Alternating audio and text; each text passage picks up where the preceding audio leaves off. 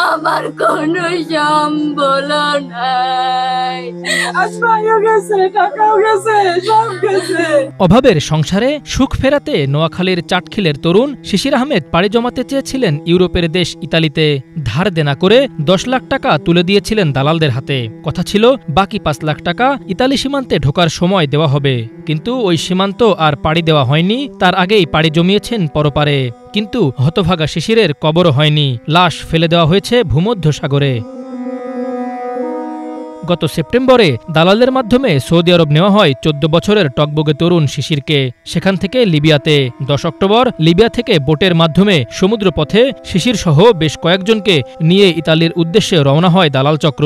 কিন্তু পর্যাপ্ত খাবার ও বিশুদ্ধ পানির সংকটে পড়ে শিশির সহ তার সাথে থাকা লোকজন। এক পর্যায়ে প্রচণ্ড তৃষ্ণায় সাগরের পানি পান করে মারাত্মক অসুস্থ হয়ে শিশির ওই বোটেই মারা যায়। দালাল চক্র তার মৃতদেহ সমুদ্রেই ফেলে দেয়। শুধু তাই নয়, এই মৃত্যুর সংবাদ গোপন করে পাওনা 5 লাখ টাকাও শিশিরের পরিবার থেকে আত্মসাৎ করে নেয় দালাল চক্র।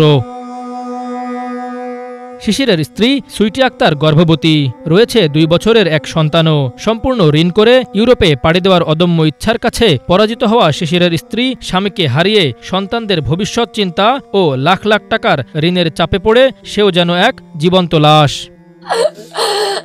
আমার হাজবেন্ড নদীতে 18 দিন ছিল গো।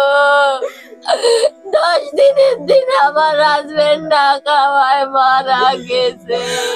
শুধু পানি খাওয়ার জন্য লোনা পানি গুলা খাইছে। এখন আমার কোনো সম্বল নাই, আমার সব সম্বল শেষ। আমার একটা সন্তান আছে, আমার সন্তানের কি উপায় হইব? চাটখিল পৌরসভার ভীমপুর গ্রামের আব্দুস সাত্তারের ছেলে শিশির। সন্তানের এমন মর্মান্তিক মৃত্যুর খবরে বৃদ্ধ বাবা মাও বাকরুদ্ধ হয়ে পড়েছেন। সবচেয়ে ছোট কয়জন ছেলে মেয়ে আপনার? ছেলে ফেলে 10 জন। এই 10 জনের সবাই ছোট সে? সংসার চালাইতে একটা তো বিয়ে করতে পারি, একটা বুঝি আল্লাহ জানে পারছে, খাবাইছে, চলছে, পানা দানা আসলে কিস্তি লইছে, চলছে। এলাকাবাসী এবং স্বজনদের অভিযোগ, দালালদের চরম অবহেলার কারণেই এমন একটি সম্ভাবনাময় তরুণের এভাবে মর্মান্তিক মৃত্যু হয়েছে। এই হত্যাকাণ্ডের বিচারও দাবি করেন তারা।